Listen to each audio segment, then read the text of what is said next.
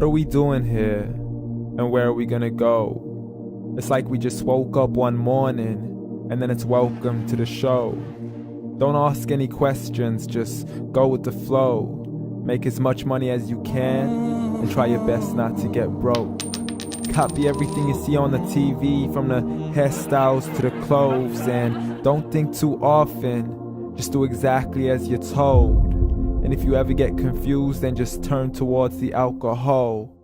You'll still hear your thoughts, then just turn up the radio as you learn to live a lifestyle of drugs, sex, and rock and roll. But in all honesty, I just need to know, is there more to the cycle than growing and getting old? Living and dying just to leave behind a happy home and a whole lot of property that somebody else is going to own. I just really need to know before the casket's closed, 'cause I'm not willing to gamble with my soul, nor am I ready to take any chances. These are just simple life questions and I'm just searching for some answers. Like, what are we doing here? And what is our purpose? How did we get here, and who made us so perfect? And what happens once we go, or is this world all really worth it? Questions we don't answer because apparently we don't really have to. There's no purpose to this life and our existence is merely natural. Then in that case, please let me ask you, did you create yourself, or was it somebody else who had fashioned you? 'Cause you're a being that's impeccable, faultless and unparalleled. You're a product of supreme intelligence and I'm merely being rational.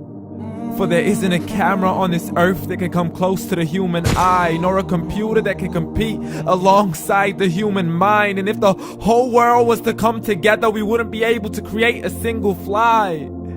So many signs, yet we still deny. As science tries to justify that all this could come from none, when it's a simple sum. 0 plus 0 plus 0 cannot possibly ever give you 1. So from where did all this order come?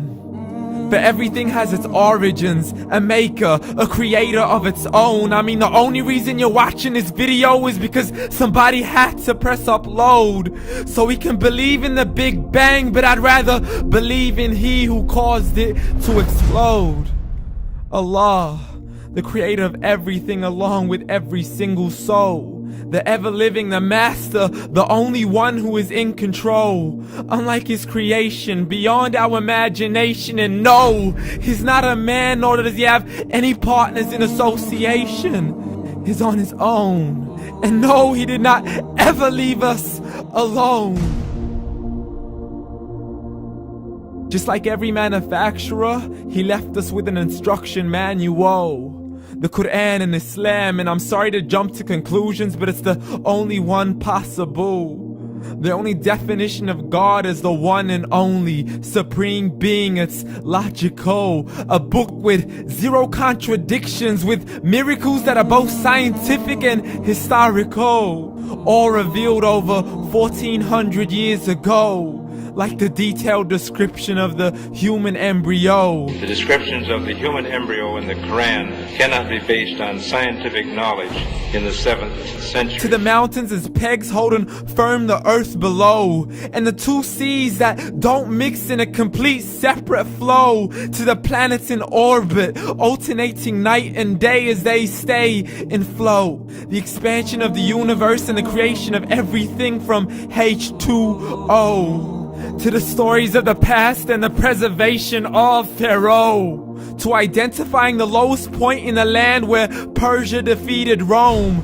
The gushing fluid that created man in the glands between the ribs and the backbone. And not a word has changed, it's still the same. So please explain how all this was known over 1400 years ago. To a man who couldn't read or write, as he would recite whatever the angels spoke. And if you still don't believe, please try to come up with something that's even close. But you can't, so we took God as a mockery and his messengers as a joke. Muhammad could not read or write. How somebody who can't read or write gonna start a religion? Dismissed his scriptures as legends and tales of the ancient folk, as we live life according to our whims, desires, and hopes. saying this life is the only home we will ever know. We will live then die, then simply turn to bones. YOLO!